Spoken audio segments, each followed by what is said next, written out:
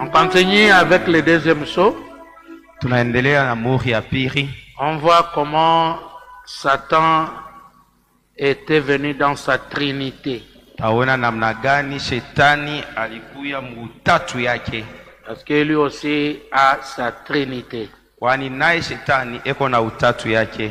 Alors ce soir, j'aimerais d'abord que tu saisisses. Alafu nile natamani kwanza uelewe. C'est vrai que l'image pour les 4 êtres vivants, je les attends. On va peut-être le mettre là-bas à la projection. Kweli ile mapicha kwa ajili ya wenye ai ine na isubiri saa nyingine watatubandikia yokule. Les premiers êtres vivants, ule mwenye ai wa kwanja, je suis dans le 5e saut, niko muri ya 5, paragraphe 141, fungu yake 141 et 142 na 142. Donc les premiers, manake ule wa kwanja c'était ce lion qui a rougi. Ilikuwaka ni ule simba mwenye aliongoloma. Cette parole pure et sans mélange. Hii neno ya safi na bila mchanganyiko. Les rugissements du lion, kuongoloma kwa simba, ce n'est pas utiliser les poings. Haina kutumia makofi. Non. Hapana. Les rugissements du lion, kuongoloma kwa simba, Branham dit, c'est cette parole pure et sans mélange. Ni neno ya safi na bila mchanganyiko. Après le lion a rougi, c'est l'esprit du lion maintenant. Nduku simba liongoloma, hapa sasa ni roho ya simba. C'est la pure parole sans mélange. Ni neno ya safi bila mchanganyiko. Qui peut dire amen à ça? Sema amina kui. Tu ne peux pas taper ton frère, tu ne peux pas taper ta soeur et dire maintenant c'est le lion qui est entré. Non. Hauwezi kupika ndugu yako, hauwezi kupika dada yako kusema hapa sasa ni roho ya simba inaningia. Hapana. Non. Hapana. Le lion qui rougit, ule simba eko na ongoloma, c'est cette parole pure et sans mélange. Ni neno ya safi na bila mchanganyiko. Il faut bien comprendre l'enseignement. Inatakiwa uelewe mzuri mafundisho. Si tu es charnel, kama uko wa kimwili, cherchez la nouvelle naissance. Tafuta uzalike mala ya pili. Faut pas cacher ta faiblesse charnelle derrière l'esprit du lion. Bule buzaifu bwako bwa kimwili aipashe ukuwe bufuchikie nyuma ya roho ya simba. Parce qu'il y a des personnes irrégénérées. Njukuko bale abaja badirikaka. Branham dit, vous les connaîtrez au moment des problèmes. Branham anasema mutabajua muwakati ya mamambo. Il faut faire rougir le lion. Inapasha kumongolomesha simba. C'est-à-dire, maana yake il faut soulever la parole pure et sans mélange. Inapasha kupandiza yulu ile neno ya safi na bila mchanganyiko. Qui peut dire amen à ça? Sema amina. Branham continue. Branham anaendelea. Le deuxième, wa pili, c'est celui de Thyatire. Ni ule wa Thyatire. C'était les bœufs. Ilikuwaka ni ngombe. Parce que hier je vous ai dit que ce premier être vivant asema ule mwenye ai wa kwanza est parti d'Éphèse à Pergame. Alitoka ku Efeso kwenda kufika paka ku Pergamu. Parce que cette œuvre du cavalier au cheval blanc kwani ni ile kazi ya mpanda farasi wa farasi mweupe a pris les 3 églises. Ilichukua ile makanisa tatu. C'est-à-dire la tête du lion maana yake ile kichwa ya simba est sur les 3 églises. Iko yulu ya ile makanisa tatu. Quand Satan a pris le cheval blanc, wakati shetani alichukua ule farasi mweupe, l'esprit de Dieu à l'église a pris la forme du lion. Roho ya Mungu kukanisa ilichukua sura ya simba. C'est-à-dire, ils ont défendu la pure parole. Maana yake walitetea neno ya safi Sans mélange. bila mchanganyiko. Quand on entre dans l'âge de Thyatire, Wakati wanaingia mkizazi ya Thyatire, c'est là qu'il y a les cavaliers au cheval roux. ni pale kuko mpanda frasi pa frasi ya mwekunda, Et l'Esprit de Dieu na roho ya Mungu prendra maintenant, cette fois-là, la face du veau. imara itapandiza sura ya ndama. Quand Satan change Wakati les couleurs des chevals, Shetani anabadilisha rangi ya frasi, l'Esprit de Dieu aussi roho ya Mungu pia est en train de changer de face iko nabadilisha sura pour permettre à son Église kwa ajili ya kuruhusa kanisa yake de faire face au combat du jour. izimpe mbele ya ile vita iko pale. C'est ça les sauts. Njo muri ile, Les 4 premiers sauts, en tout cas, c'est ça. ile miuri ine ya kumwanzo njo ile. Alors Branham, il précise Ala Branham que anakazia le deuxième, celui de Thyatire, asema ya pili ile ya Thyatire c'était le bœuf. ilikuwaka ni ngombe Et ça mwanaume, correspond bien à l'historique de la na parole, inambatana mzuri kabisa na historia ya neno, parce que le concile de Nicée kwani ile mtanguso ya Nisea a lié à l'âge de Pergame. ilifanizika mkizazi ya Pergamu, Et juste après ce vote de la parole, na kisha tu ile machakuzi ya neno, alors au lendemain, on était dans l'âge de Thyatire. alafu kesho yake balijikutanisha mkizazi ya Thyatire. C'est là que 68 millions de chrétiens qui ont protesté. Ni kule milioni 68 ya Wakristo wale walibisha, wale walikatala Au concile de Nicée, mtanguso wa Nisea, ont été martyrisés waliwaua par ces cavaliers kwa ule mpanda frasi qui a pris le cheval roux. mwenye alichukua frasi mwekunda, Il a ôté la paix.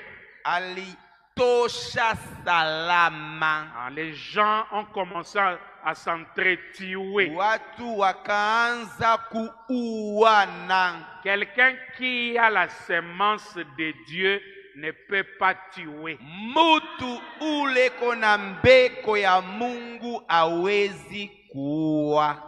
Ça, c'est un attribut de Satan. Hii ni sifa ya shetani.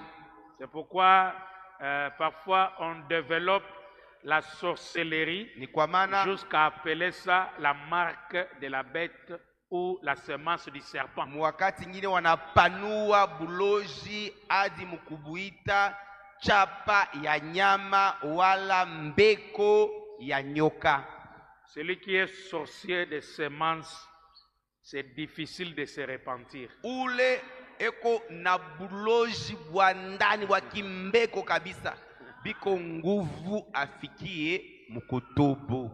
Il peut être là en train d'écouter la parole, ça ne lui fait absolument rien. Anaweza eko hape kunasikia neno na ile aimufanye kitu hata kimoya. C'est la semence du serpent. Ile njo mbeko ya nyoka, C'est profond. ni ya upana. Pourtant, on voit parfois des magiciens se convertir. Ile wakati saa ingine tunaweza kuona mchawi anabadilika. Les sorciers, c'est qui? En Swahili. Tu as dit mouchawi. Sorcier? Mlozi. Moulozi, hein? Ok. Donc c'est différent. Mouchawi, c'est magicien. Alors, dans la Bible, vous allez voir qu'il y a eu des magiciens Mbiblia mtaona kwamba kulikuwa wachawi qui ont apporté leurs effets wale walileta vitu yabo en donnant leur vie à Christ mkutoa maisha yabo kwa Kristo, et les apôtres ont brûlé. na wamitume walibichoma. Mais un sorcier Walakini mulozi se repentir kutubu et abandonner ça, na kuacha buloji, ah, ça c'est une grâce spéciale. ile ni neema ya kipekee. C'est vraiment une grâce. On ne peut pas mettre point, hein? Ni neema ya kipekee. Atusimamie pala hapana, Mais c'est compliqué. lakini binekalaka nguvu. Un homme qui est de la semence de Dieu ne peut pas tuer. Mutu uleko wa mbeko ya Mungu hawezi kuua. Mais le cheval roux, Walakini ule frasi mwekunda monté par ses cavaliers, mwenye balisha kumpanda kwa ule mpanda frasi a enlevé la paix. alinyanganya salama. Les gens commençaient à s'entretuer. Bantu bananza kuriua bo benyewe. Un frère tue son frère à cause de la divergence. Nduku anaua nduku yake kwa ajili ya chanisho ya mawazo. Parce que la doctrine venait d'être votée Mafundisho balitoka kuichakula et l'Église catholique a gagné. na kanisa kikatolo iliwina. Alors des frères qui ont dit non. Bale banduku balisema hapana, Quelle que soit la personne qui le déclare. aizuru mtu wowote ule anaitangaza. Parce que Constantin en a fait maintenant une loi. Constantin alifanya inakuya sasa sheria. Là, Frère Branham dit que dans cette trinité, on va lire ça. C'est là où il est devenu un faux prophète. Pale ndio anakuwa sasa nabii wa bongo. De l'antichrist au faux prophète. Kutoka kumpinga Kristo kwenda kwa nabii wa bongo. Pour imposer un enseignement faux. Kwa ajili ya kukaza batu baichikie mafundisho ya bongo. Refuser, c'était la mort. Kukatala ile mafundisho ilikuwaka ni lufu. Mais eux lakini bo n'ont pas regardé à Constantin qui était roi pour les craindre. Abakutazamaje kwa Constantin ule alikuwa mfalme kwa ajili ya kumongopa. Ils ont dit non. Bo balisema tua hapana. Les lions avaient rougi. Simba aliongoloma. Les lions a rougi selon Frère Branham. Simba aliongoloma kulingana na ndugu Branham. C'était la parole pure et sans mélange. Ilikuwaka neno ya safi na bila mchanganyiko. C'était pas on va se montrer de force. Ayakuyaka sema tutapimishana makofi. Hapana.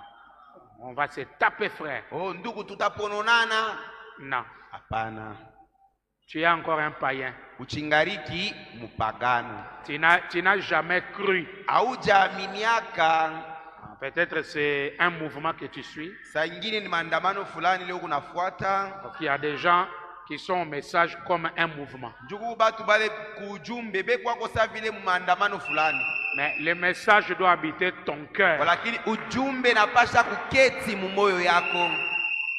Défendez la parole pure, sans mélange, soulevez, déclarez la parole pure et sans mélange. Neno ya safi bila mchanganyiko, uisimamishe uipandize yulu. C'est ça les lions qui rougissent. Ule njo simba ule kona ongoloma. Alors Dieu les a aidés. Alafu Mungu alibasaidia. Parce que d'eux-mêmes, ils ne pouvaient pas accepter de mourir.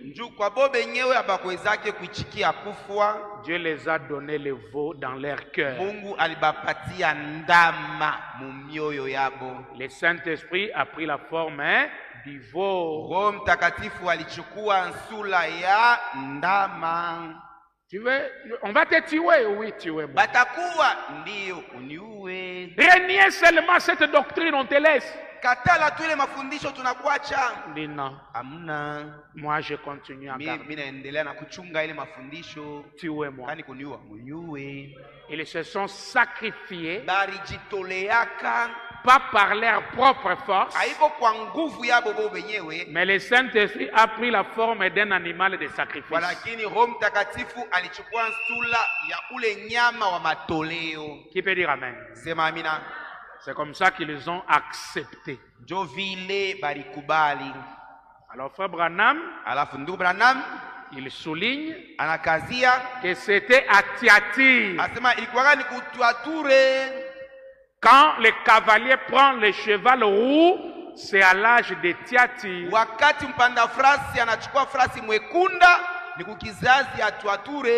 Alors avançons un tout petit peu. Je reviens maintenant dans le deuxième sceau. Paragraphe 101. Il dit, il fait d'abord les récapitules. Il dit, nous remarquons qu'à l'ouverture du premier sceau, Satan avait un super religieux. Avez-vous remarqué ce cavalier sur le cheval blanc? L'église primitive qui sortait, mais oh là là, c'est ce qu'on a enseigné au fil des années, mais ça ne pouvait pas être ça. Regardez bien, quand nous les aurons tous reliés, alors vous verrez ce qu'il en est. Voyez-vous? Maintenant, je ne sais pas encore ce que seront les autres. Mais je sais que cela doit venir là de la façon parfaite. Parce que c'est la vérité. Il s'agissait de l'église hiérarchique de Rome. Exactement. Quand à l'église, on accepte une hiérarchie religieuse, c'est déjà faux. Il y a des gens dans le message qui ont quand même cette soif-là. Il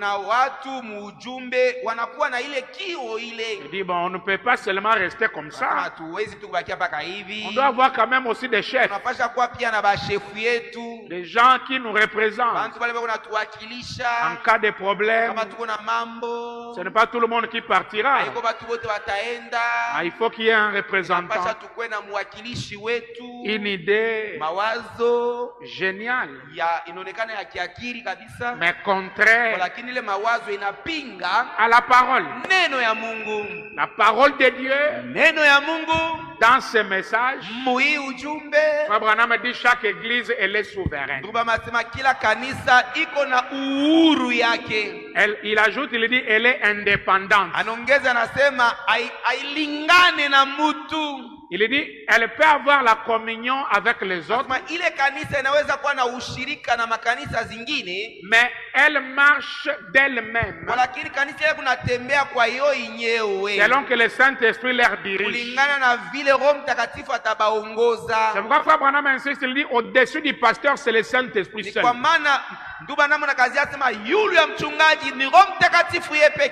C'est-à-dire, le Dieu de ce message ne connaît pas un chef au-dessus du pasteur.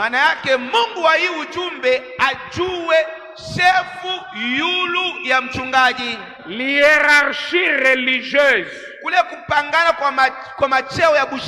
c'était ça le début de nicolaïsme. L'antichrist. Il faut qu'il y ait quelqu'un au-dessus. Il y a beaucoup de choses. Même Frère Branham dit dans se ranger du côté de Jésus. Il dit que si des ministres dans une ville veulent se réunir pour parler des choses de Dieu, séance tenante, ils peuvent élire quelqu'un en qui ils ont confiance pour qu'il soit le dirigeant de la réunion. Ça, c'est ce que Frère Branham dit. Mais qu'est-ce que les gens ont fait? Les gens ont choisi un doyen de la ville. C'est ça mon problème. Donc je ne peux pas laisser l'église dans l'ignorance. Parce que parmi vous, il y a des gens qui seront des prédicateurs. D'autres le sont même déjà. Alors il faut avoir de la matière. Et parfois quand j'apporte des vérités, ça se montre comme si je m'attaque aux gens. Je ne m'attaque à personne. Je suis dans le saut, je ne peux pas sauter les choses. Niko mumiuri na siwezi kuluka bintu. Parce que ça risque de blesser tel, ça risque de blesser tel. Non. Inaweza kuumiza fulani, inaweza kuumiza fulani. Hapana. Cette pratique-là de choisir un prédicateur comme le doyen de la ville, ce n'est pas la parole. Ile matendo ile ya kuchakula mhubiri mmoja kama mzee wa tauni haiko neno. Ce n'est pas la parole de Dieu. Haiko neno ya Mungu. Et il va se donner un pouvoir, une autorité de commencer à blâmer des pasteurs. Atadipatia mamlaka moja hivi, uwezo moja hivi, ile anaanza kufokea hata bachungaji benzake. C'est le nicolaïsme. Niki Nikolai kile. Dans ce message, il n'y a pas l'hiérarchie. Mui ujumbe hakuna macheo, asema unjo chef yake haba ya bafulani, hakuna. Donc Dieu est contre cet esprit-là de l'hiérarchie religieuse. Mungu anapinga kabisa ile roho ya macheo ya kudipanga mkanisa. Je sais que j'ai toujours dit à frère Joseph de faire attention. Njoi mambo naelezeaka kila mara ndugu Joseph akebe ange. Parce que les Africains sont tellement sentimentalistes. Bana Afrika banakalaka na mania kabisa. On le pousse vers quelque chose, peut-être que lui-même ne comprend pas. Parce que le message ne veut pas qu'il y ait quelqu'un qui s'assoit au Vatican et il donne les ordres aux églises.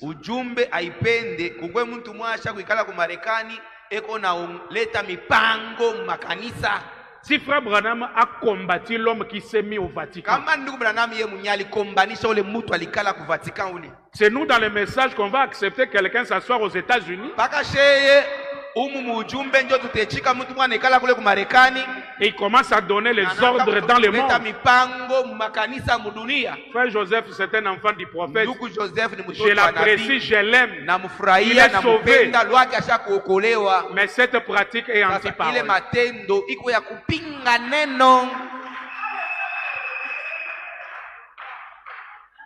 Ce qui n'est pas la parole n'est pas la parole. Allez lui dire, ce n'est pas mon problème. Je suis en train de lire frère Branham. L'élément du nicolaïsme, c'était l'hiérarchie.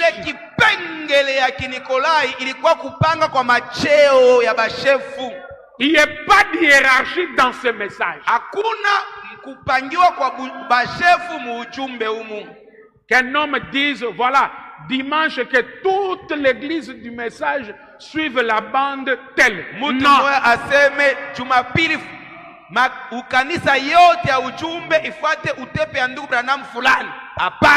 C'est faux.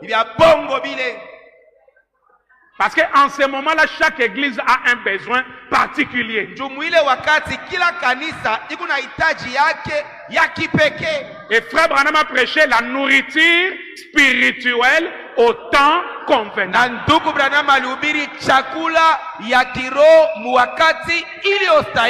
Et il dit, dans discerner le corps du Seigneur, malheur à ces prédicateurs qui ne discernent pas les besoins de l'assemblée.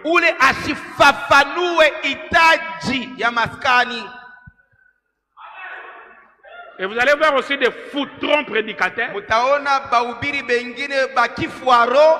dit, ah bon, dimanche on va suivre. Frère Joseph a déjà dit.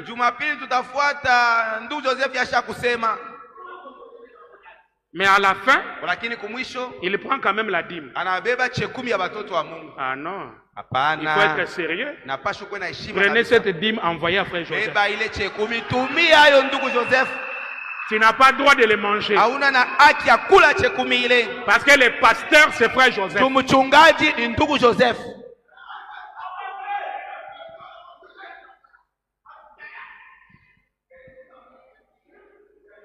Attention avec l'hiérarchie religieuse.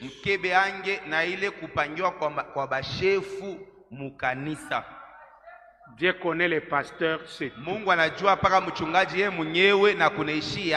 pale. Si le Saint-Esprit veut nourrir cette assemblée-là, Kama Roho Mtakatifu anapenda alishe ile maskani ile, il passe par les pasteurs. Roho Mtakatifu atapitia kwa mchungaji.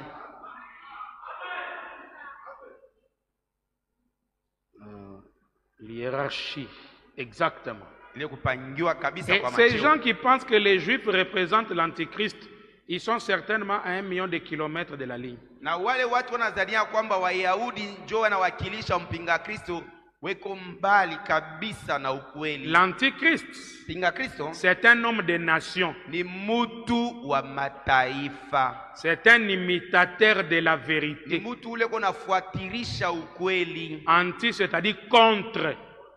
Anti. Kupinga maana yake ile inapinganisha. Il est contre.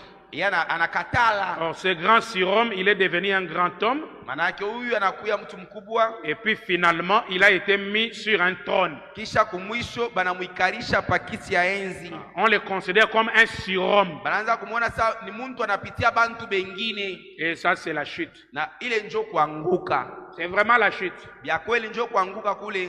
Je suis ton pasteur, Mie niko mchungaji wako, mais je suis frère racheté. walakini niko tena nduku rachete.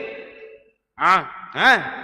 Quand tu m'appelles frère racheté, je me sens bien. Kama unaniita nduku rachete, ni unadisikia vema kabisa. Je suis frère. Na mie niko nduku. Il y a des pasteurs qui se fâchent quand tu l'appelles frère. Kwa bachungaji bengine beko na shirika, ukimwita nduku ana shirika. Mais ils appellent Branham frère. Walakini bo beko na makama ya kuita Branham ndugu Branham. Et frère Branham ne s'est jamais Na fâché. ndugu Branham aya shirikaka.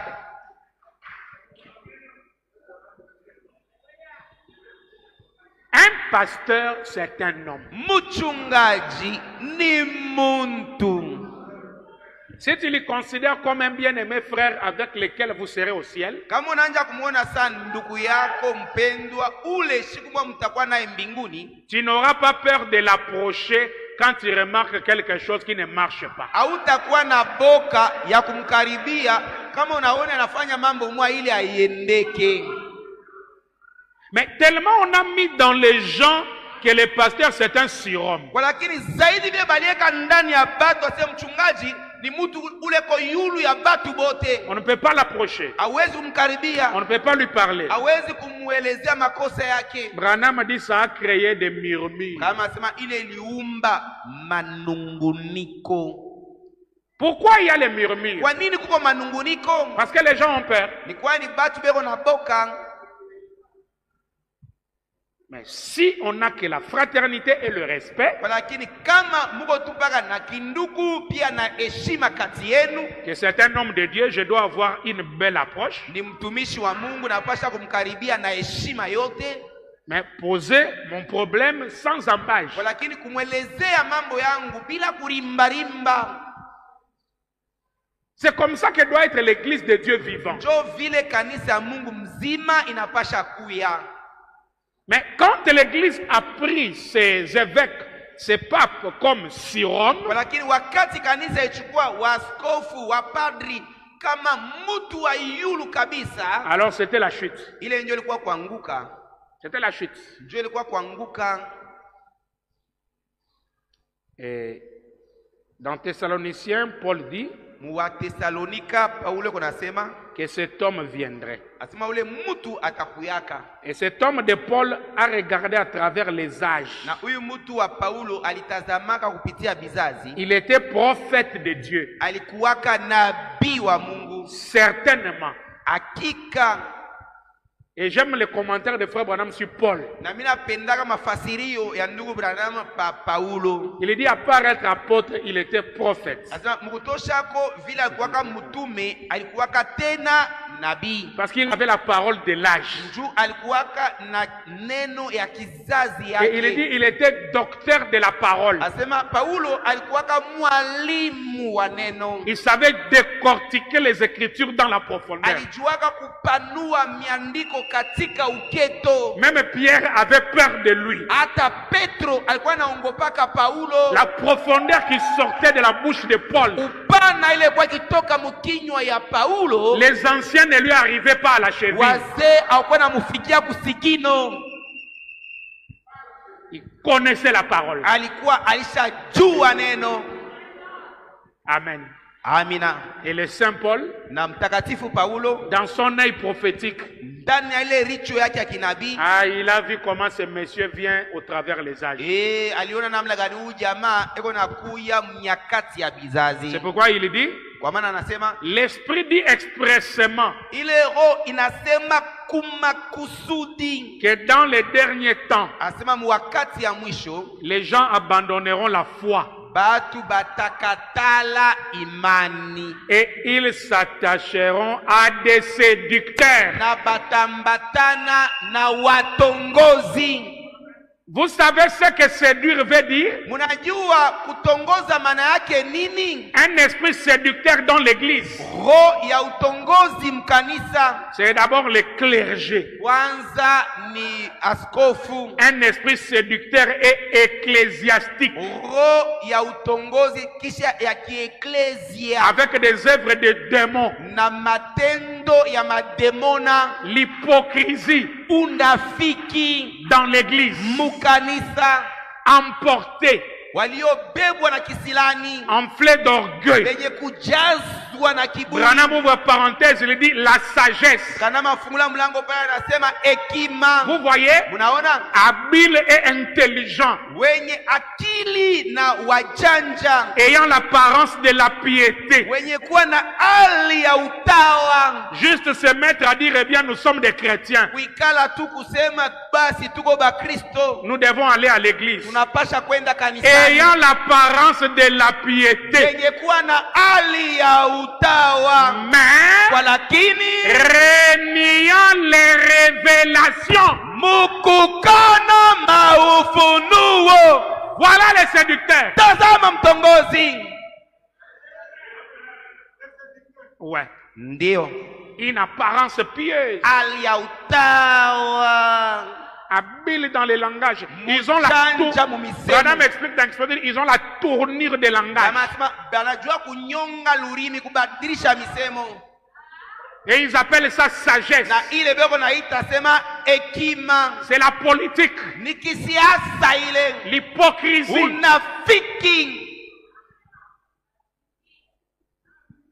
Ils imitent le christianisme, mais ils renient les révélations. Weko na igia ukristiani kwa lakini wanakana maufunuo. Et les gens seront séduits par de telles personnes. Na watu watatongozewa na watu wa vile. Donc, le Nikao va d'abord avec le clergé. Nikao inaenda kwanza na clergé. Ce clergé qui renie des révélations. Wale waongozi wa kanisa wako na katala maufunuo. Quelqu'un m'a dit, Kuna mtu alinielezea, tu exagères. wewe naona pitishamo. Dans ce message, on connaît seulement des grandes choses. Mui ujumbe tunajua muko bintu biwiri binene. Jésus est Dieu. Yesu ni Mungu. Et il y aura un enlèvement. Na kutakuwa kunyakuliwa. C'est tout. Kunaisha. Mais toi, tu as des enseignements, Hata des wewe enseignements. unaleta mafundisho na mafundisho vya kuachana chana. Dans les messages, on connaît seulement. C'est des cartouches là qu'on a utilisées. Mambo mbili, Yesu na kunyakuliwa. Pitié, Seigneur. Bwana huruma. Et des gens comme ça sont conducteurs du peuple. Hein? Na bantu ba vile beko na makanisa beko naongoza. Et il y a une église qui dit vraiment mon pasteur, c'est lui. Na eko na kanisa wanasema mchungaji wangu ni huyu.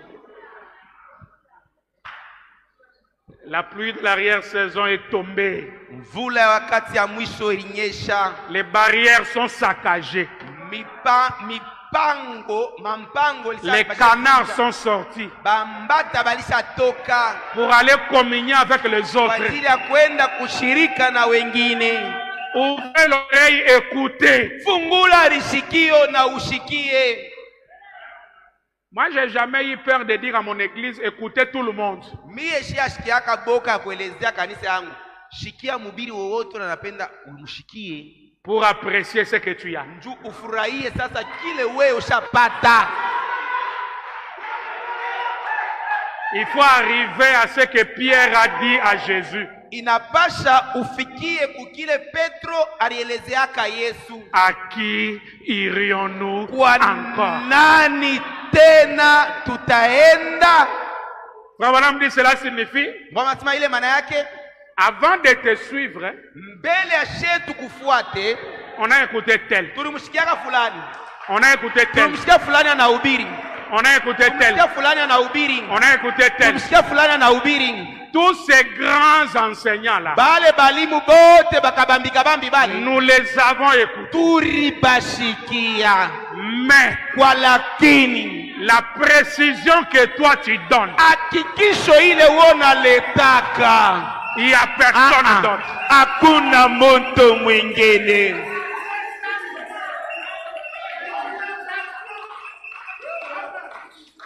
L'agencement des Écritures, Kupanga kwa miandiko, la profondeur de la révélation. upana ya ufunuo.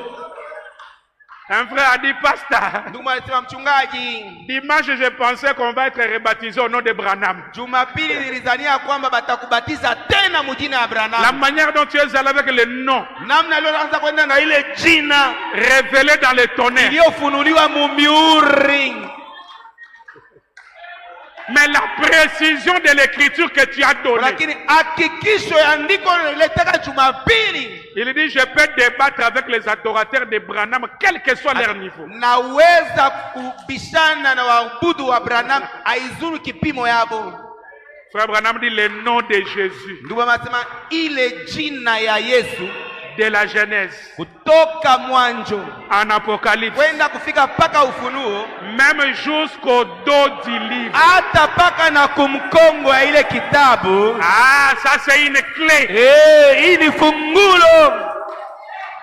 Donc il n'y a pas de raison de dire nous sommes au dos du livre Hakuna- pour utiliser un autre nom. Hakuna sababu ya kusema hapa sasa tuko kumkongo wa kitabu ndio kwa maana tutatumia jina ingine. Hapana. Le nom Jésus-Christ est invariable. Ile jina Yesu Kristo haibadilikake. C'est le nom éternel de Dieu. Ni jina ya milele ya Mungu. Qui peut dire Amen? Sema amina. Ah, c'est merveilleux. Ni ya maajabu. Mais quand tu es dans les tonnerres, Lakini wakati uko mumungurumo en adorant Jésus-Christ, mukumwabudu Yesu Kristo, tu sais l'aborder dans la forme où il est, unajua kumkaribia musula ile konayo, dans l'état où il est. muile ali ile eko. Parce que tu ne peux pas continuer à dire, Seigneur, toi qui intercèdes pour moi, il ne va pas t'écouter. Hautaendelea kusema Bwana wewe ule uko na niombea hata kushikia. Il saura que je suis devant un pentecôtiste, même s'il est dans une église. Paulo alimuvumbula. Prenez 122, deuxième saut. Mchukueni muri ya pili 122. Remarquez comment ce cavalier au cheval blanc, Mtambueni namna gani ule mpanda frasi pa frasi mweupe. nous lui donnons une petite toile de fond jusqu'à ce que nous en arrivons. Tunampatia msingi kidogo kana pale tutafikiako. Maintenant remarquez, Mtambueni. le cavalier au cheval blanc, quand il est sorti, il a fait son travail en 3 phases. Mpanda frasi pa frasi mweupe wakati alitoka alifanya kazi yake mvipande vitatu. Le diable, comme je vous l'ai prouvé, Shetani paka vile nimehakikisha est dans une trinité tout comme Dieu. eko mutatu paka vile sa Mungu. Mais Walakini c'est toujours le même démon en 3 ni phases. paka ule ndemona moya moya kwa lakini mubipande hivi vitatu. Remarquez ces phases. Tambueni vile vipande. À la hivi. première phase, Kipande cha kwanza il est entré. aliingia. Le Saint-Esprit est descendu Roho aussi. Mtakatifu naye alichuka pia. Et les gens Na bantu avaient tout en commun. balikuwaga na vyote kuchanga Et pamoja. l'Esprit de Dieu était sur eux. Na roho ya Mungu ilikuwa yulu yabo. Et les apôtres Ba mitume allaient de maison en maison, bakuwa nendaka munyumba kisha nyumba ingine. rompant les pains Mukuvunja mkate avec le peuple. pamoja na Et il se taifa. produisait des grands signes et des Na prodiges. kulikuwa natendeka miujiza kubwa na maishara kubwa. Dans l'église primitive, Manake- personne ne pouvait dire ça m'appartient. Mwile kanisa ya kumwanzo au kwa mtu anaweza kusema oh hiki ni kyangu. Ça, c'était l'Esprit de Dieu. Hii ndio ilikuwa roho ya Mungu. C'est dans le deuxième saut. Ni mumuri ya pili. Quand dans l'église, quelqu'un commence à dire ça m'appartient à moi seul, c'est déjà la présence de ces démons-là. Parce qu'ils étaient venus pour la vie éternelle.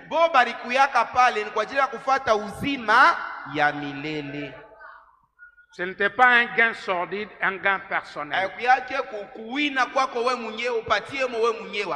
C'est pourquoi on mettait même tout ensemble. Ça s'appelle communauté. Et c'était bien. Et regardez, Abraham dit, avec des miracles qui se faisaient, il est arrivé que ces gens de basse classe sont allés évangéliser. Ils ont parlé de la parole à leur patron et ainsi de suite. Et c'est ce qui a fait que les dignitaires sont venus. Donc il y avait un rang spécial des gens qui sont venus à l'église. Regardez d'abord ici dans 141, il dit. Donc, il a d'abord été appelé l'Antichrist. La deuxième phase, il a été appelé le faux prophète. Parce que cet esprit qui était parmi les gens s'est incarné. Et il pouvait enseigner les fausses choses, les dogmes, les credos. Moi je pense, par la sagesse, et on peut aussi, même si ce n'est pas la parole, paragraphe 5, que cet esprit Nikao voulait de la sagesse. Être plus intelligent. Il a dû expliquer cela par les raisonnements. Comme ça s'était passé en Éden. Raisonner contre la parole de Dieu par la sagesse. Et l'église s'y est laissée prendre. Et Fabraham dit la sagesse est toujours contre la foi.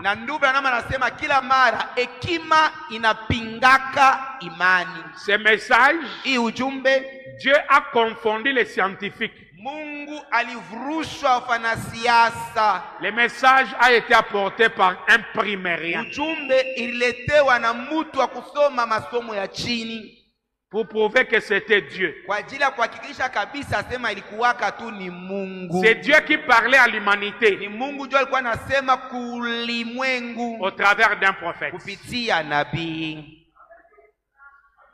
Bien qu'après Frère Branham est allé approfondir sa grammaire,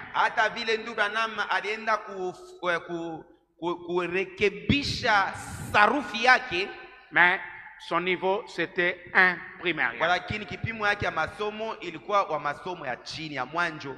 Il ne faut jamais raisonner contre la parole. Abraham dit la même chose qui s'était passée en Éden. Les raisonnements sur la parole. Regarde à côté, dis-lui, il ne faut jamais oser de raisonner sur la parole.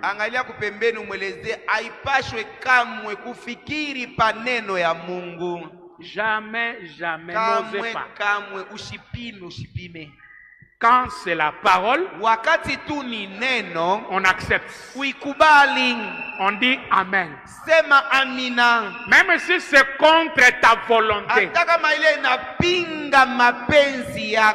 Quand c'est la parole, on ne discute plus. Oh non, c'est le prophète, bien sûr. Ni nabii kweli ndio anasema, Mais, walakini là c'est déjà mauvais. pale tayari ishakuwa mbaya. Mais on doit d'abord réfléchir. Walakini tunapasha kuwaza saa bantu. On peut aussi raisonner. Tunaweza kufikiri. Mettre aussi la sagesse. Weka na hekima yetu. Non. Hapana.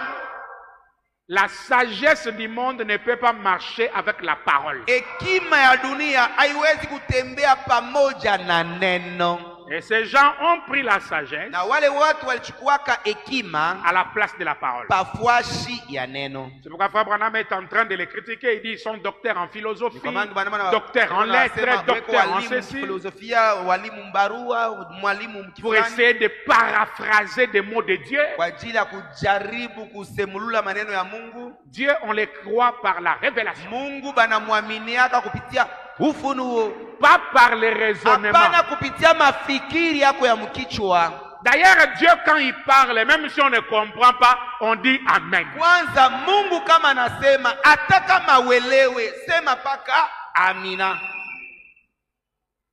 Il est devenu faux prophète. Les raisonnements, la sagesse. Et l'Église a accepté. Maintenant, prenons par exemple cette église. On avait lu ça aussi lors des âges de l'église.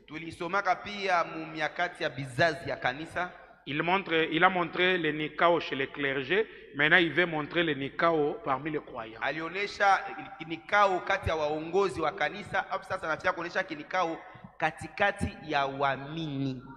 Il dit, prenons cette église. Un groupe de gens comme nous. Si on n'était pas vraiment rempli de l'esprit. Rempli de quoi? De l'esprit. C'est-à-dire, pour s'opposer au mal, il faut... Quand ils sont venus dans l'église, ils ont récupéré la conduite. Et là, Branham s'adresse à l'église, il dit, si vous n'avez pas le Saint-Esprit,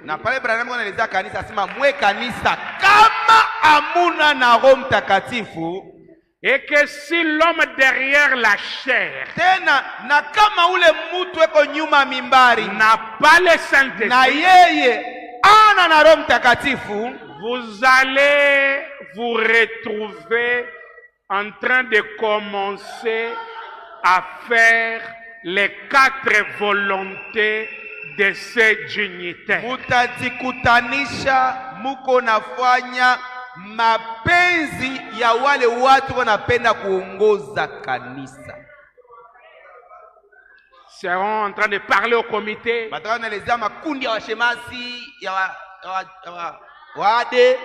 Nous voulons ceci. Nous voulons ceci. Je suis dans le 2e saut. Niko mumore ya peri.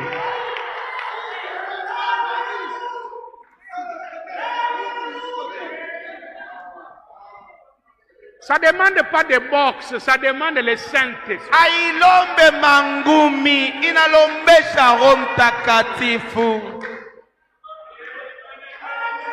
Parce que si vous avez le Saint-Esprit, l'homme derrière la chair a le Saint-Esprit, vous direz non. Ce n'est pas la parole. Ce n'est pas le message. Qui peut dire Amen? Mais ceux-là qui n'ont pas le Saint-Esprit diront, bah, ça ne fait rien. Ça ne fait rien, comprenez seulement. Comprenez seulement.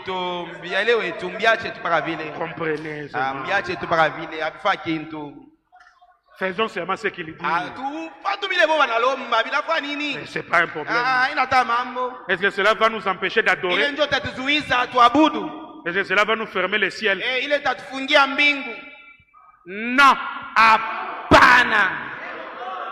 La parole doit être respectée. Neno inapashwa kuheshimiwa. Quand vous voyez quelqu'un comme ça, c'est que lui n'a pas le Saint-Esprit, donc Frère Branham parle. Wakati mnaona mtu ana na Roho Mtakatifu ile ndio banambe wanasema hivi. Acceptons seulement. Je tuichike tu, tuichike bile wanasema. Wewe uko wapi? Binafanya nini? Tunafanya bile wanasema. Je vais entendre quelqu'un dire amen très fort. Minapenda usema amina nguvu kabisa. Même si tu n'avais pas le Saint-Esprit, reçois-le dans cette réunion. Hata kama uko na Roho Mtakatifu mpokee muhimu mkutano.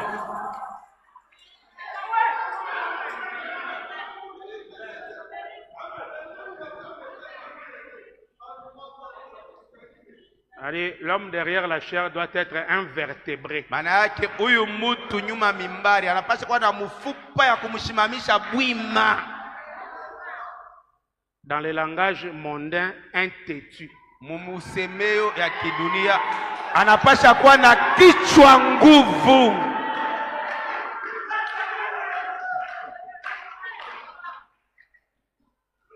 Lui ne veut pas écouter. Yeye apende kushikia. Ce qui n'est pas Frère Branham, moi je n'écoute pas. Ile aina ndugu Branham, masikio nanifunga, shishikie. Masikio nanifunga. Shishikie. Je n'écoute pas. Shishikie. Oh, on va tout faire. Tafanya yote. L'intimider. Tutamwongopesha. Pour qu'il fuit. Njua apite mbio yeye mwenyewe. Metiwe. Uniua. Dessin animé. Mie koko, wewe uniue.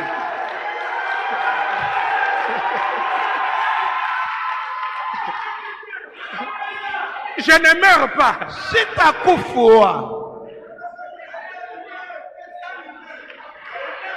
Oh, prenez même un policier, marchez avec lui. Mumpatie hata polisi na bunduki, non. Tembea naye. Hapana, sina na bile. Je suis seul au volant. Niko mimi mwenyewe kugari yangu. Je viens à l'église. Mimi na wao kanisa. Oh, pour Frère Branham a dit. Kwa ajili ya ndugu Branham alisema. Ah là là. Aka. Recevez le Saint-Esprit. Mupokeeni Roho Mtakatifu. Amen, amen. Amina, amina, amina, amina. Et vous les parents, na nini wazazi, quand j'ai lu ici, ça m'a fait très mal. Nilisoma hapa bilinyuma kabisa. Branham dit peut-être pas cette génération, peut-être la génération suivante. Kama anasema saa nyingine haitakuwa hiki kizazi, saa nyingine itakuwa ile kizazi kitafuata. Ils vont céder. Bataachilia. Moi, LRH, je suis venu ici nilikuya hapa par Dieu ni kupitia Mungu pour faire que son église, ça c'est l'église de Dieu, kwa ajili ya kufanya kanisa yake. Hii ni kanisa ya Mungu, soit en train de bien évoluer. Kanisa ya Mungu iendelee vizuri, de sorte que munamna kusema même si un jour je ne serai plus là, hata siku moja pale mie sitakuwako tena, que cette église ne puisse plus connaître ce qu'elle a connu. Hii kanisa isipate tena bila ilipataka.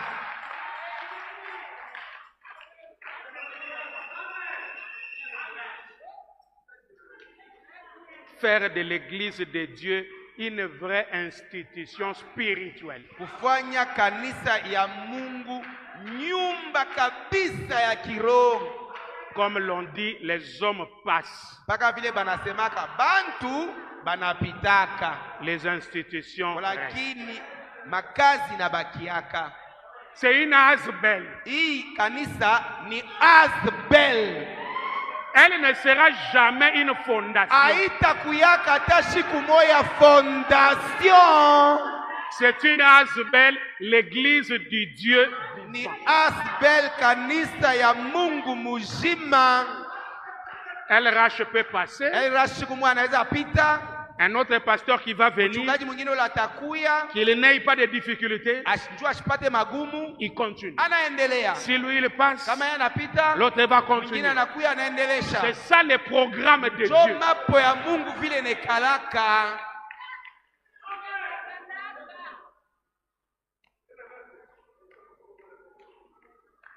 Mais vous là, Kwa lakini mweyaba, qu'est-ce que vous laissez à vos enfants comme un héritage? mweyaba sasa batoto yenu mnatoaka, batoto yenu sasa bo napatia monini saa uriti. Ça m'a beaucoup bousculé. Si ce n'est pas dans cette génération, peut-être la génération suivante. Oh, Église de Dieu.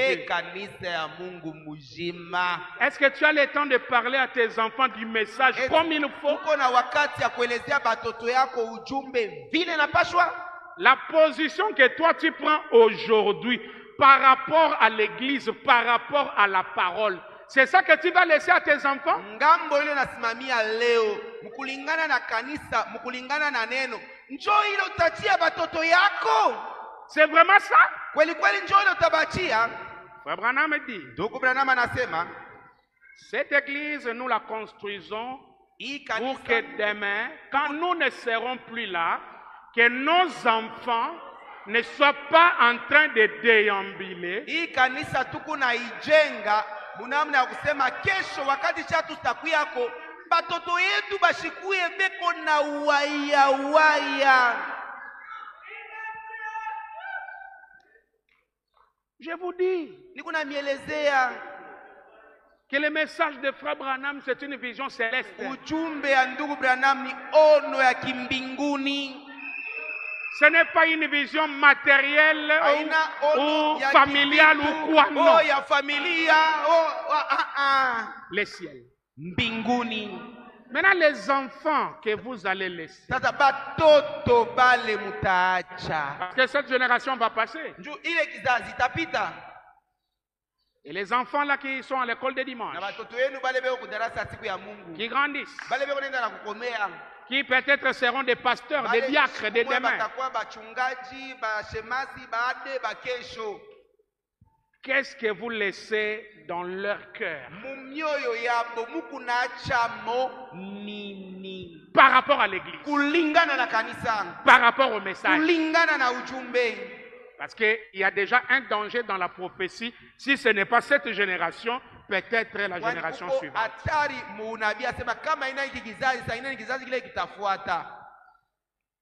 Quand ça sera une génération qui ne connaisse rien, ils vont céder. Et les volontés des dignitaires seront en train de diriger l'église.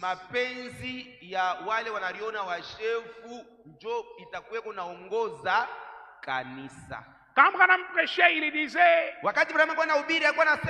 je prêche contre mon propre gré. Je prêche ici à Niwe, ils sont en train de suivre.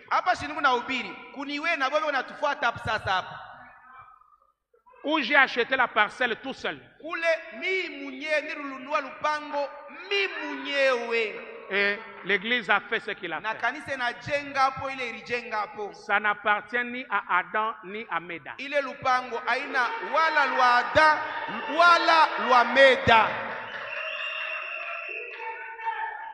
C'est pour l'église.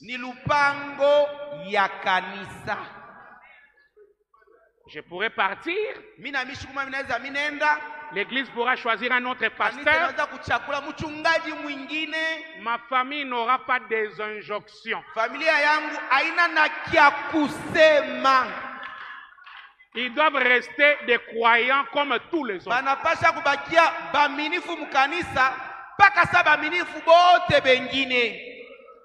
Non, ce n'est pas que j'enseigne ces choses et moi je n'ai pas aussi ces choses-là. Non, je les ai.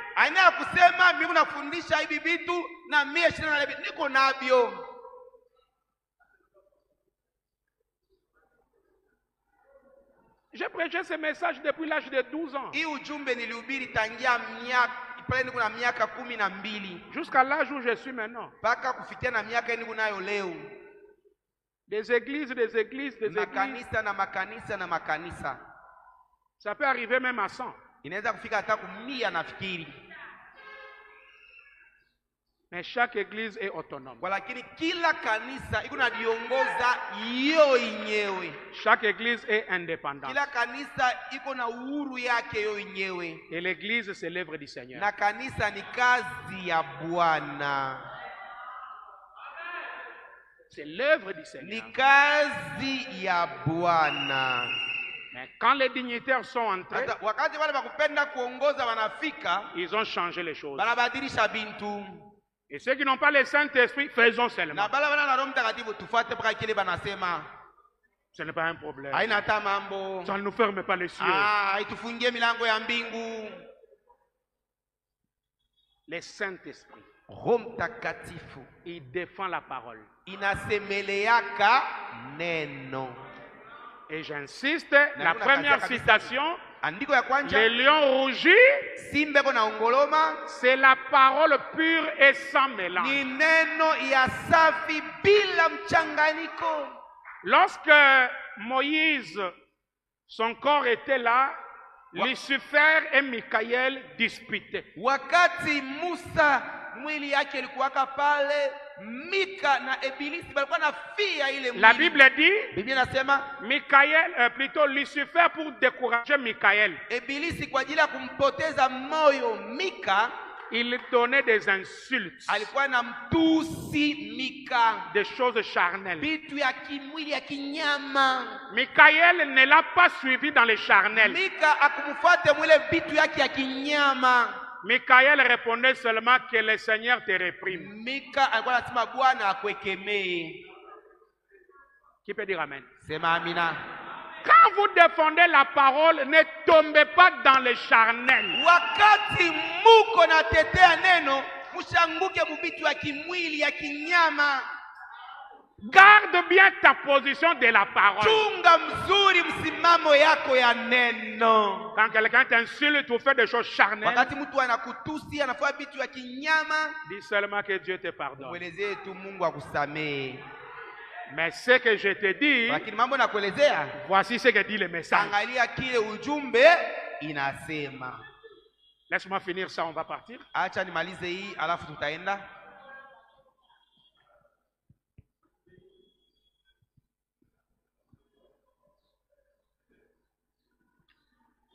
Maintenant, disons, prenons cette église par exemple. Sasa tuseme kwa mfano tunachukua hii kanisa. Ah voilà, c'est ça où le je lis. Si même l'homme derrière la chair n'a pas le Saint-Esprit. Disons qu'un homme 153 vient ici et qu'il dise, cette église est trop petite, hein? Construisons-en une grande. Je vais vous en construire une. Par ici. Elle vaudra tant $1,5 million qui sera investi. Je vais diffuser la chose. Maintenant, quand ils font cela, ils ont donc un intérêt personnel en vue.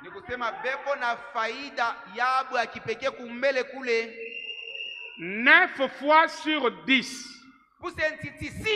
Vous savez, un de ces genres de personnes, c'est pour un intérêt personnel en vue. S'il dit 9 sur 10, c'est qu'il peut y avoir aussi 1 sur 10 qui peut faire seulement à l'honneur de Dieu sans un intérêt personnel. Mais 9 sur 10, c'est pour un motif d'être vu. C'est pourquoi les choses de l'église, tout le monde doit mettre la main dans la pâte.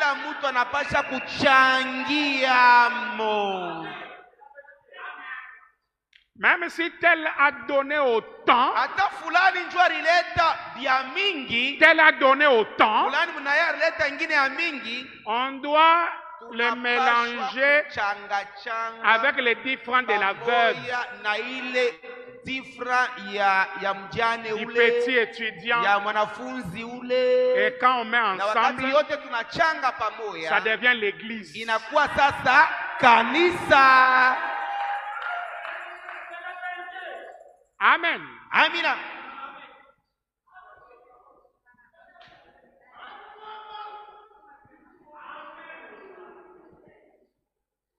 Ensuite, si donc il exécute cela, Alafu basi kama anatimiza ile kazi ile, il dirigera les choses à sa guise. atapenda ongoze bitu kufatana na mapenzi yake.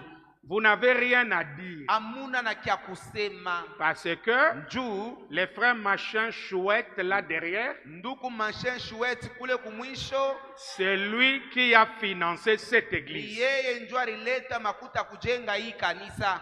Vous voyez? Unaona? Ensuite, Kisha vous allez chercher un petit Riki mtenda kutafuta kariki kamwa hivi, sorti d'un séminaire kanatoka kuseminari fulani, et qui en sait de Dieu autant qu'un Otanto en sait de chevalier égyptien. na akajue mambo ya Mungu, C'est-à-dire qu'il ne connaît rien de Dieu. akajue mambo ya Mungu mpaka vile muntu wa kumalemba nkulu ajue mambo ya frasi wa Kimisri. Ah, ça c'est très bien interprété. Huyo anatafsiri mzuri kabisa. Ah non, ça, ça là, ça mérite quand même. Hii inastahili franga. Kabeji. Kabeji. Dieu bénisse. Amen. Merci.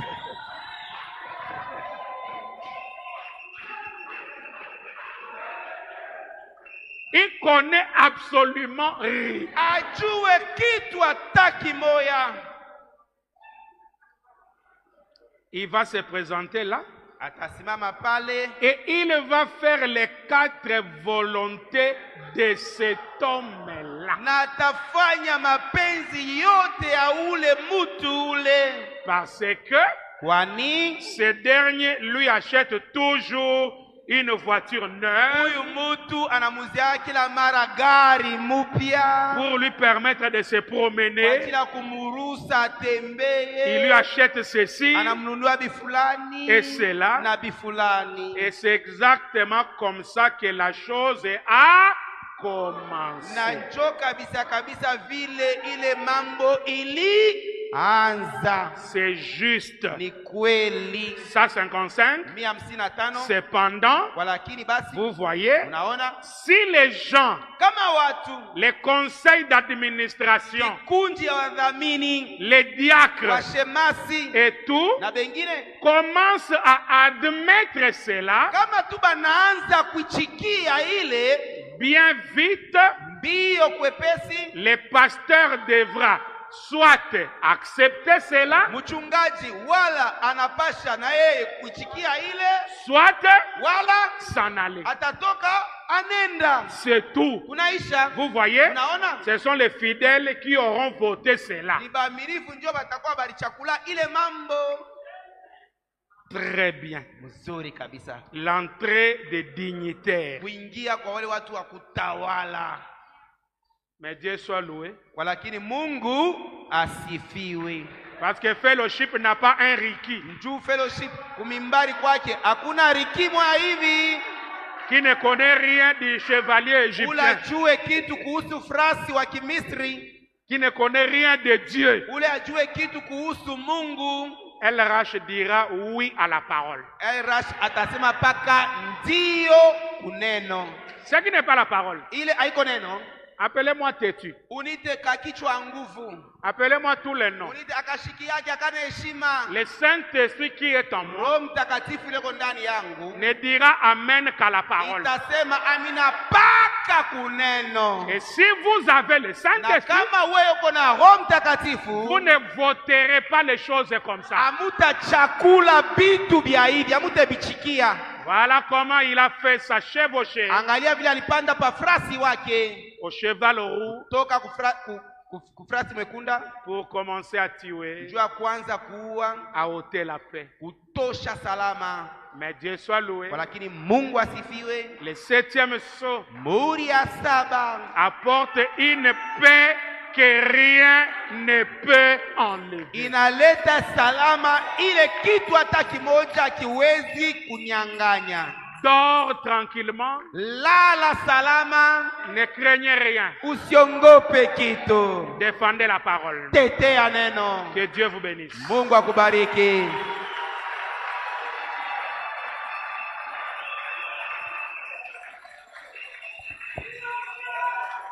Que Dieu vous bénisse.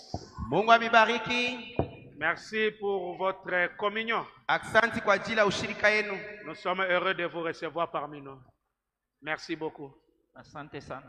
Bon, il y a quelques malades, on va voir ce que Dieu va faire. Amenez-les ici. Kuko wagonjwa chache, tutaona Levez-vous quand même. fanya mubalete hapa. Où sont ces quelques malades là? Kuko wagonjwa chache hapa. Ça c'est la nourriture des enfants. Ile ni chakula watoto. Les petites choses. Tumabitu kidogo tu. Ah, c'est la maman et son fils. Ni mama na mtoto yake. Kifafa. Allez me brûler ces tricots.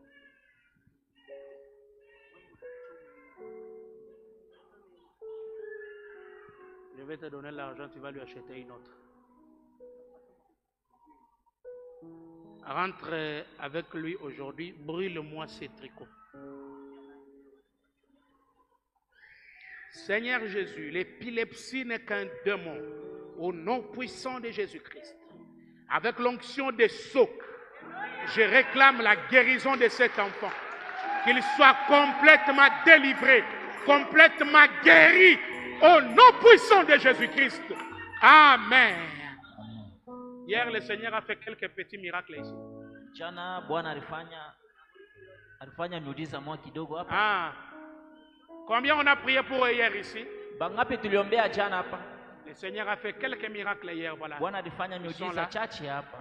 J'ai vu que Frère Branham dans les seaux s'était accompagné aussi avec la guérison. Niliona kusema ndugu Branham mumnyuru naye pia alishindikizwa na miujiza. Amen, amen. Amina. Et le Seigneur Jésus est le même Dieu ici. Na Bwana Yesu Kristo njo Mungu moya moya tena hapa. C'est lui qui guérit, ce n'est pas moi. Ule anatunza haiko mie. C'est lui-même. Ni yeye mwenyewe. Il m'a donné un petit don. Alinipatia kazawadi kadogo attaché au ministère. Kenye kulamata kuhuduma. Que si je prie pour son peuple, lui il exauce. Sema kama mimi naombea taifa yake yeye anajibia. Il m'a donné un petit don de la foi. Alinipatia kale kazawadi chache ka imani.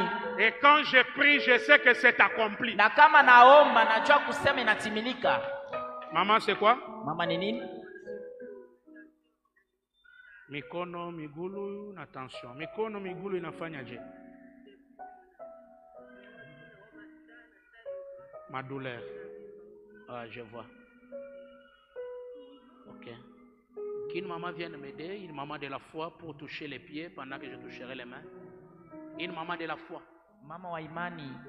Une maman qui sent qu'elle a la foi. Ah, venez même à deux, il n'y a pas de problème. Venez, venez. Ah, touchez l'autre jambe. Ouais, vous touchez l'autre jambe. D'accord. Donne-moi les mains. Les plis du chant de séraphins, le pli du nom pour les problèmes, les plis du chant, jamais chanter, j'ai béni soit Jésus. Dieu Tout-Puissant, tu es le créateur des cieux et la terre.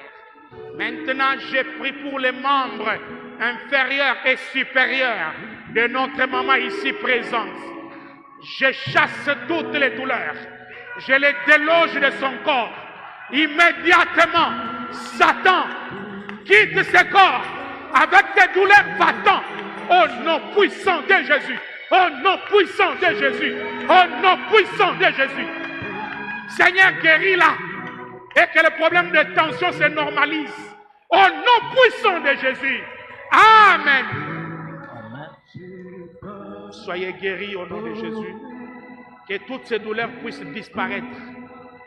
et tu viendras donner le témoignage. Lui, c'est quoi? Des brûlures dans les yeux. Tu peux toucher ton ventre avec les deux mains. Ça fait combien de temps? 4 jours seulement. Aujourd'hui, tu vas dormir en paix. Tu dis amen à ça? Tu crois que Jésus-Christ peut te guérir maintenant? Tu crois que maintenant, ces douleurs-là sont en train de te quitter déjà et que tu vas dormir en paix aujourd'hui? Prions le Seigneur. Dieu Tout-Puissant, je déclare la guérison de ce jeune homme. Que ces brûlures au bas-ventre quittent immédiatement au nom de Jésus-Christ et qu'il soit guéri complètement pour ta gloire. Au nom de Jésus-Christ, notre Dieu. Amen.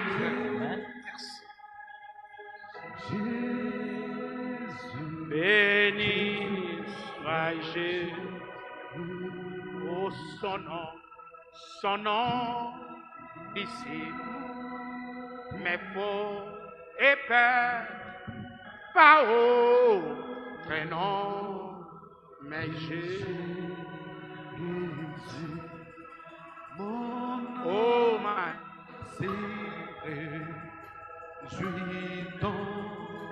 elle doit passer au bureau.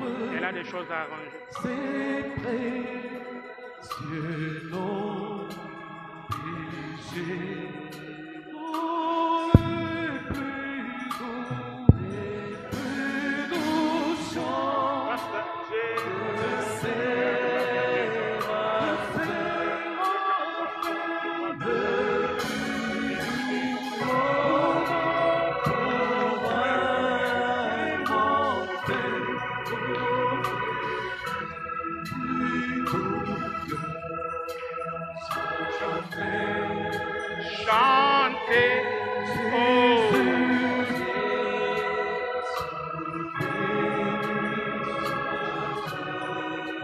Seigneur Jésus, Papa Samy représente quelqu'un d'autre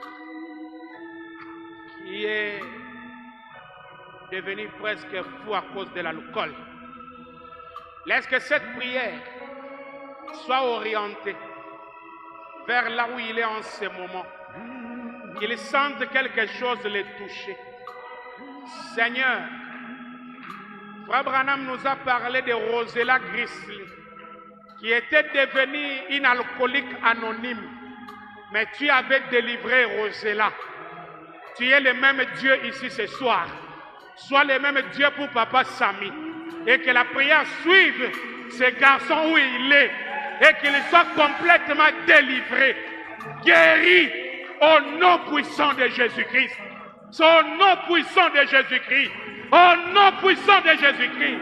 Seigneur, nous déclarons sa délivrance totale et que nous puissions le voir venir prier ici. Au nom de Jésus-Christ, nous t'avons ainsi prié. Amen.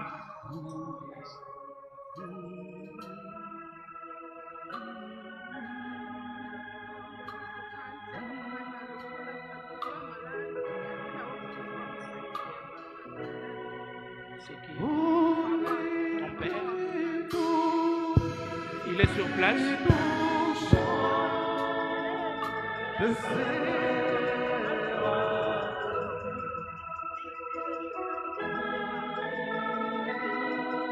Amenez-les samedi.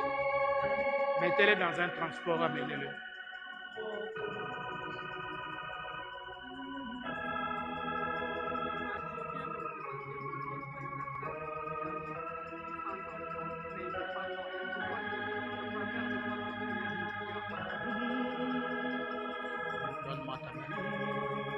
Dieu Tout-Puissant, ta fille représente son grand frère. 10 ans de mariage sans maternité. Il n'y a pas de stérilité en Israël. Que cette prière puisse aller toucher, les concerner. Et que l'enfant leur soit donné. Et que les témoignages reviennent dans ta maison. Au nom puissant de Jésus. Au nom puissant de Jésus. Au nom puissant de Jésus. Toi, le Dieu de la victoire, accomplis ces miracles. Dans le nom de Jésus-Christ, notre Sauveur. Amen.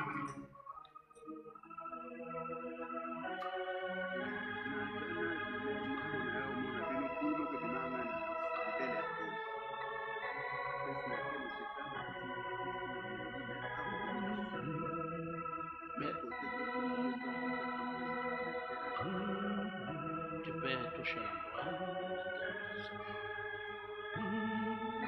Père, guéris ton fils, afin que sa joie soit complète lors de ses réunions sur les seaux, qu'il voie les miracles et que ces 2 boules disparaissent.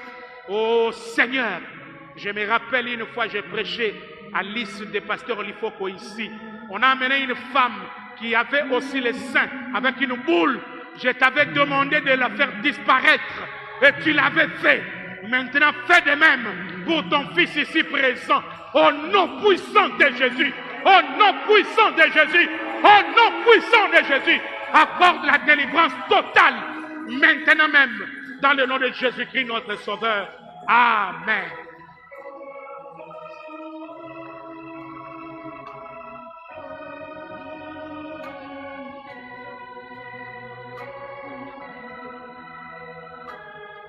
Tu peux mettre ta main là, tous les deux. Seigneur Jésus, toi qui fais des opérations même sans cicatrice, que ces démons de l'appendicite disparaissent, quittent ce corps et que cette jeune fille retrouve la santé, qu'elle voie des disparitions de douleurs et qu'elle soit guérie complètement. Accorde-la la guérison, accorde-la la délivrance totale au nom puissant de Jésus, au nom puissant de Jésus, au nom puissant de Jésus, qu'elle soit complètement guérie comme je te le recommande. Au nom de Jésus-Christ, amen. Voilà, on arrête la ligne avec la main. Les autres, on peut le faire samedi.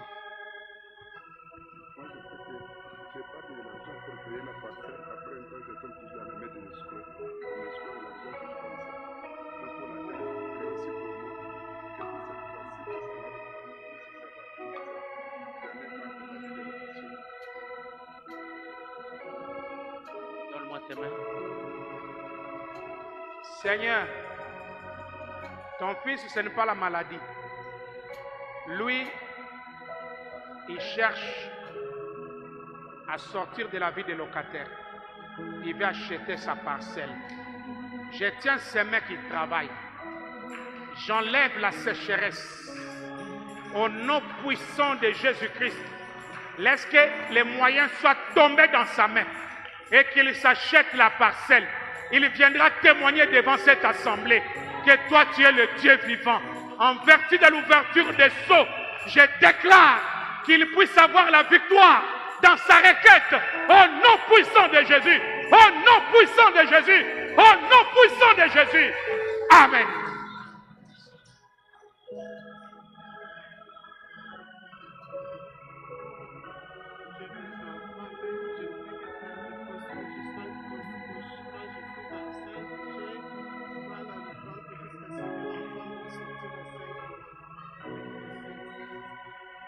Maintenant, tu as la grossesse. Maintenant, tu as la grossesse.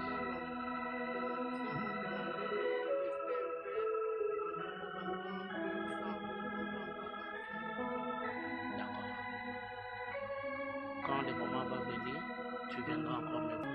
Mais tu peux mettre la main dans ton ventre, tu peux prier.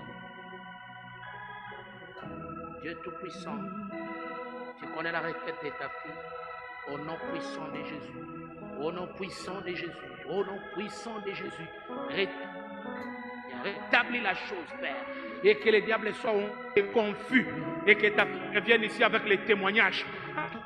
Dieu de témoignages. Merci Seigneur. Au nom de Jésus-Christ, notre Sauveur. Amen.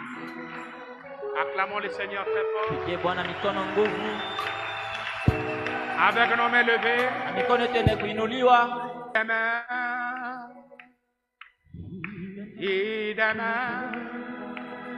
Amen. Alléluia. Alléluia.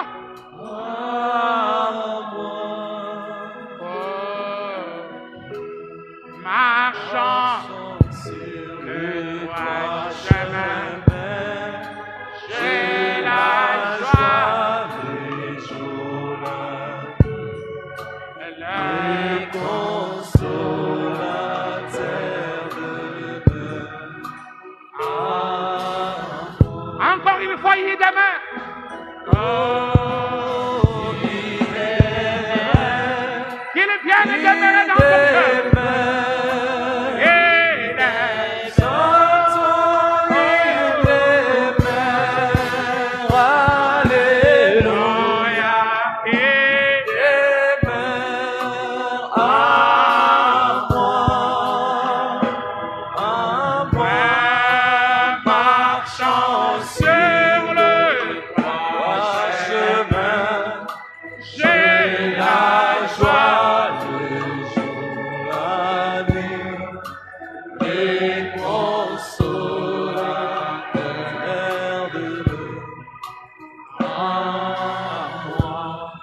Seigneur Jésus, cet après-midi, tu as beaucoup insisté sur le Saint-Esprit. Que l'Église doit avoir le Saint-Esprit. Les pasteurs doivent avoir le Saint-Esprit pour résister au mal, pour résister au nicolaïsme. Père, je lève ma main. Tes enfants ont levé leurs mains. Toi, le Saint-Esprit, viens demeurer en eux. Là où tu n'étais pas, viens. Viens, Esprit Saint. Entre dans ma soeur. Entre dans mon frère. Entre dans la matrice de cette assemblée. Au nom puissant de Jésus. Au nom puissant de Jésus. Au nom puissant de Jésus. Oh Dieu. Accompagne-les jusque dans leur maison. Ton nom sera loué à jamais. Manifeste la guérison de tous les malades au nom puissant de Jésus. À toi l'honneur, à toi la gloire, à toi la magnificence. Toi qui vis au siècle des siècles, nous te disons merci Seigneur. Merci notre Dieu. Merci pour toutes choses. Si tu nous donnes tes mains, nous allons encore te glorifier. Au nom de Jésus-Christ, notre Sauveur. Amen. Amen. Le Seigneur vous bénisse. Bwana imbariki. On se revoit demain par sa grâce. Tutaonana kesho kwa neema.